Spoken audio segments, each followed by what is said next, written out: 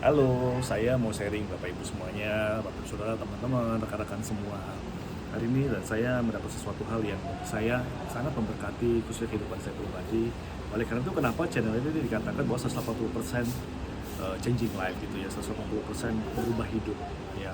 Dan saya ingin sharing, ingin berbagi kepada Bapak Ibu semuanya bagaimana kisah tentang anak bungsu dan anak sulung. Ya, kita akan membahas tentang anak bungsu di dalam Alkitab. Di firman Tuhan katakan di dalam Lukas 15 ayatnya yang ke-11 sampai dengan ke ayat yang ke-22. Nanti Bapak Ibu semuanya bisa baca dengan rinci, tapi saya mau berikan bahwa ini cerita singkatnya adalah si bungsu dengan kehendak pribadinya dia meminta harta bagiannya kepada bapaknya. Ya, oleh karena itu si bungsu pada waktu itu ketika dia meminta, bapaknya memberikannya, dan si bungsu dia pergi menjauh dari bapaknya. Tentunya dia pergi ke suatu kota, gitu ya, dikatakan waktu itu firman Tuhan katakan dia pergi suatu kota, suatu tempat, dia memboroskan hartanya, dia menghabiskannya, dia mabuk-mabukan dan sebagainya. Ada banyak hal buruk yang dilakukan oleh si bungsu sampai suatu titik. Sampai di suatu waktu, si bungsu akhirnya mengalami sesuatu hal yang kesulitan. Dikatakan bahwa di negeri itu mengalami kelaparan yang hebat. Dan akhirnya si bungsu untuk makan pun dia tidak bisa. Ya, pada suatu waktu dia sampai menjaga yang namanya kambing, kawanan kambing domba. Dan dia meminta untuk makan ampas babinya pun dia sulit dan sampai dimarahi. Ya, oleh karena itu, sewaktu itu, ya kita baca saja firman Tuhannya, ya. Kita baca saja karena ini adalah terobosan dan breakthrough untuk orang mengalami yang namanya perubahan hidup. Kita harus mengerti apa sih yang dilakukan oleh si bungsu, ya. Di ayat 15 dikatakan bahwa Lukas 15 ayat 17 dikatakan, lalu ia menyadari keadaannya, katanya, betapa banyaknya orang upahan Bapakku yang berlimpah-limpah makanannya, tetapi aku di sini mati kelaparan. Ayat 18, aku akan bangkit dan pergi kepada Bapakku dan berkata kepadanya, Bapa, aku telah berdosa terhadap surga dan terhadap Bapa. Ayat 19, aku tidak layak lagi disebutkan anak Bapa, jadikanlah aku sebagai salah seorang upahan Bapa. Ayat 20, maka bangkitlah ia dan pergi kepada bapaknya. Ketika ia masih jauh, ayahnya telah melihatnya, lalu tergeraklah hatinya oleh belas kasihan. Ayahnya itu berlari mendapatkan dia, lalu merangkul dan mencium dia. Bapak Ibu, teman-teman semua, ini luar biasa. Kenapa?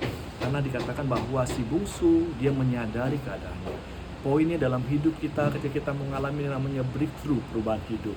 Apapun yang kita sudah lakukan di masa lalu, di masa lampau, tapi ketika kita mengingat kita menyadari bahwa kita adalah orang-orang yang bersalah dan berdosa terhadap Tuhan. Kita ketika menyadari dan kita punya Tuhan yang berbelas kasihan yang begitu besar, kita kembali kepada Bapa.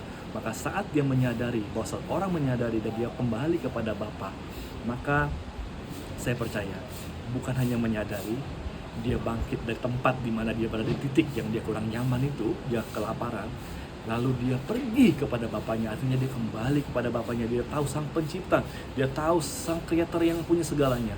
Saat kita semua menghadapi hal-hal yang seperti ini, maka kita ingat kembali apa yang sudah Bapak miliki, apa yang Tuhan punya, segala hal dia bisa lakukan atas hidup kita, Bapak Ibu Saudara.